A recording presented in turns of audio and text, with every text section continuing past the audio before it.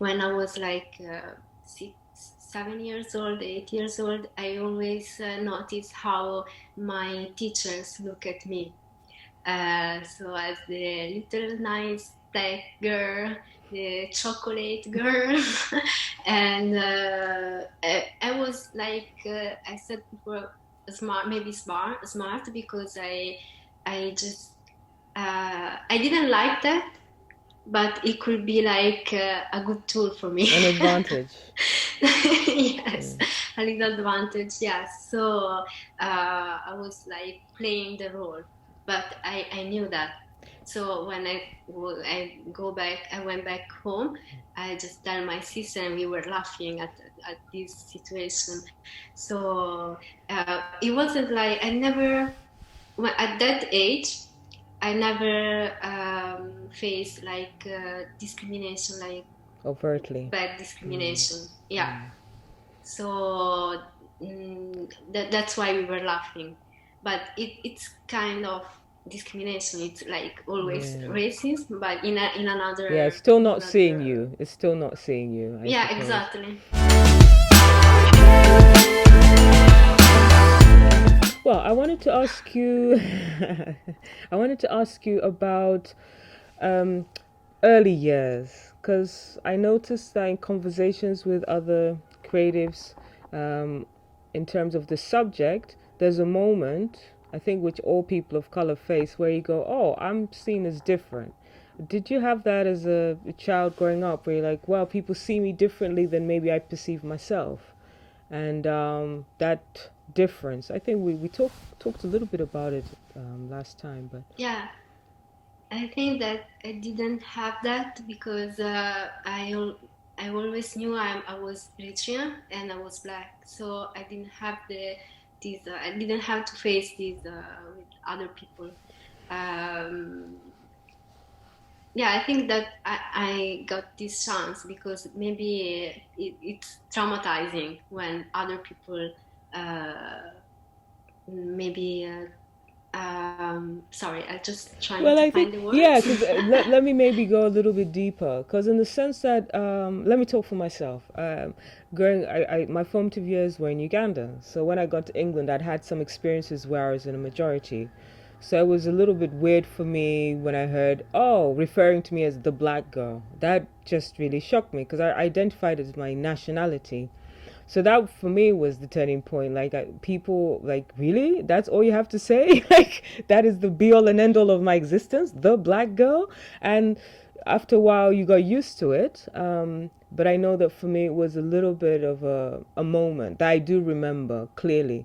But for other people, it was just the idea of somebody seeing something in you that doesn't exist, like maybe seeing a fear in somebody where you're like, well, why are you scared of me? I'm just a teenage boy or whatever. Mhm. And just recognizing that how you perceive yourself can be totally different to how others may perceive you. And that discrepancy, Yeah. that gap.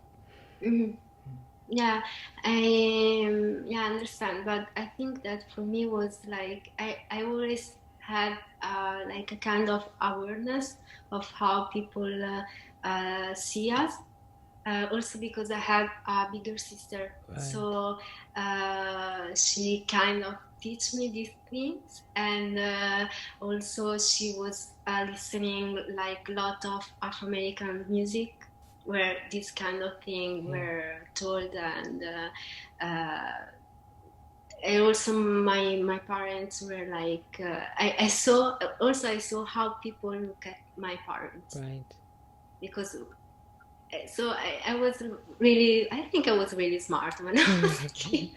And also, Really like notice this thing. maybe your parents gave you a very very strong sense of self as well, in your cultural heritage. Is that is? Yeah, exactly. Mm. Yeah, exactly.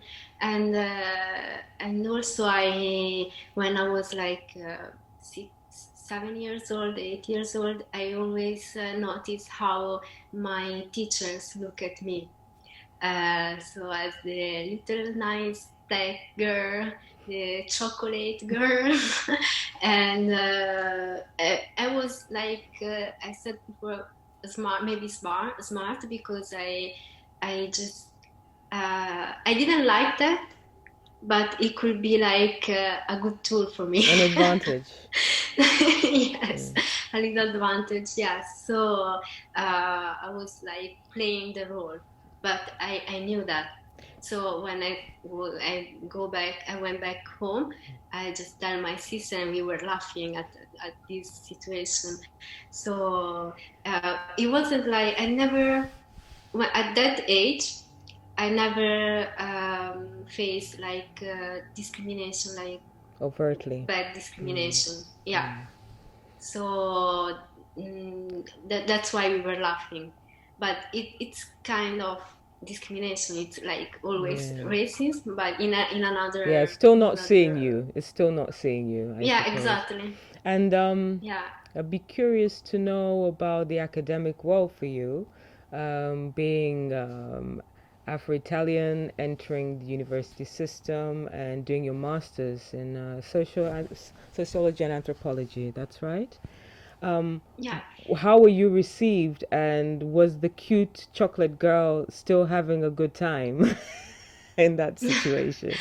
Yeah. I think that for in Italy, but I think in Europe in general, or in the world maybe, the problem with the university is that you need to have resources, like just not just economically, but resources in general.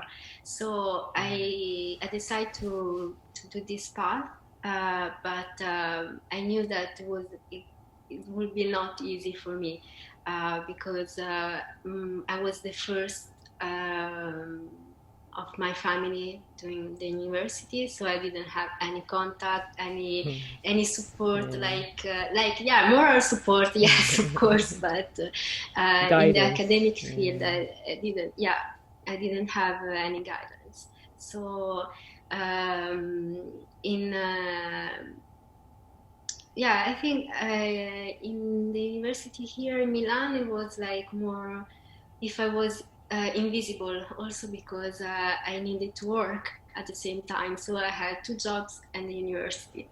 Mm. In Brussels at the master, I was like it was like a fresh air for me because there were a lot of black people from Cameroon, Uganda, where like a lot of places, not Eritrea, there were Eritreans, but in Brussels, yeah, it's another city very multicultural, and the university is accessible for everyone.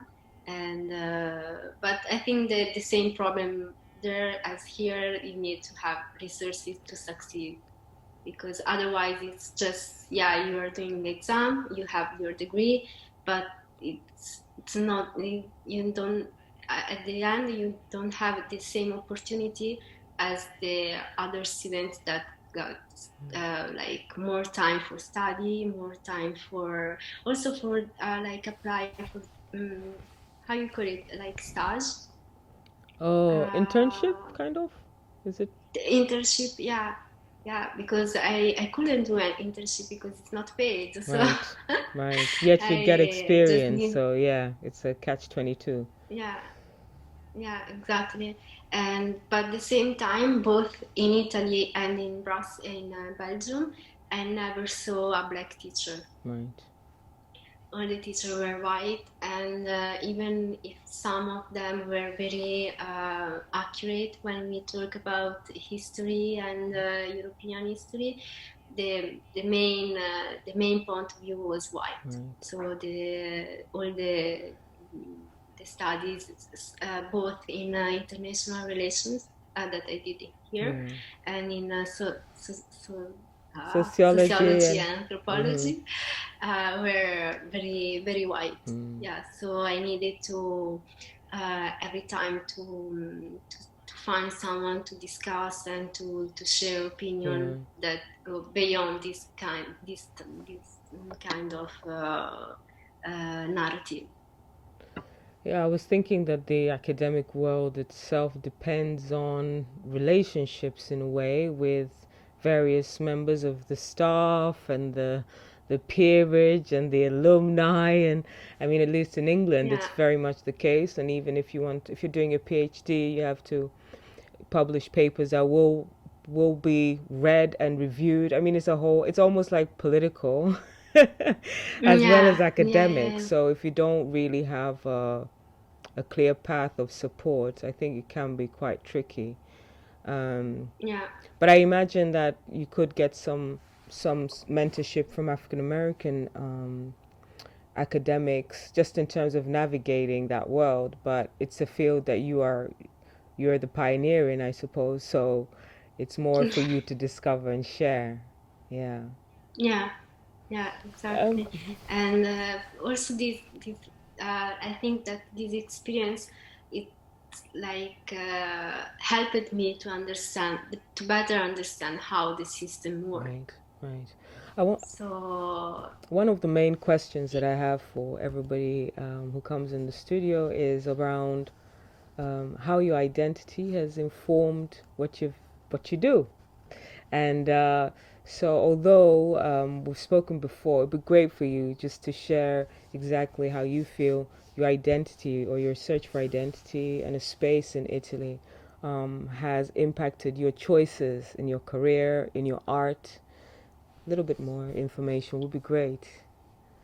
okay, I always say that for me, it's not very okay. I think that identity is wrongly mm, described, like not described. A lot of people think that identity is the same thing as nationality or citizenship, and this is very wrong because identity is our path.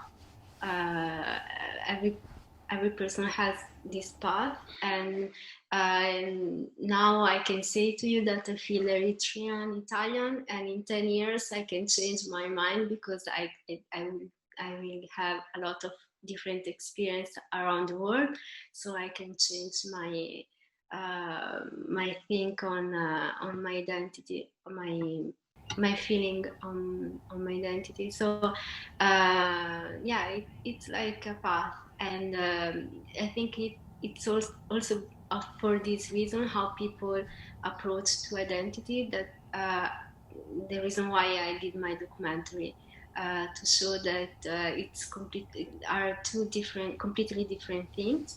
And yeah, I think that also being Eritrean, and have my parents that push my my Eritrean identity, helped me to understand also how local Eritrean see us.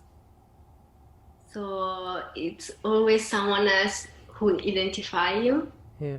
and yeah, it's kind of tricky, but I think that um, if you look around you and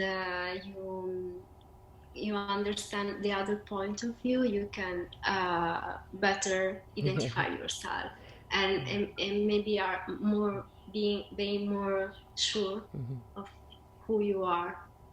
And yeah. Please like and subscribe. Shattered Hughes Films.